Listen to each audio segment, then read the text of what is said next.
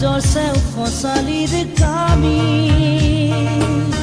চাৰিজন মানুহে কান্ধত তুলি নিব চাৰিজন মানুহে কান্ধত তুলি নিব নৈৰ ঘাটলে বুলি মোৰ মনাই ঐ নৈৰ ঘাটলে বুলি দেহৰ ভৰসা নাই বুজিছানে নাই দেহৰ ভৰসা নাই বুজিছানে নাই আজি হাঁহি আছো ক'বতো নোৱাৰো আজি হাঁহি আছো ক'ব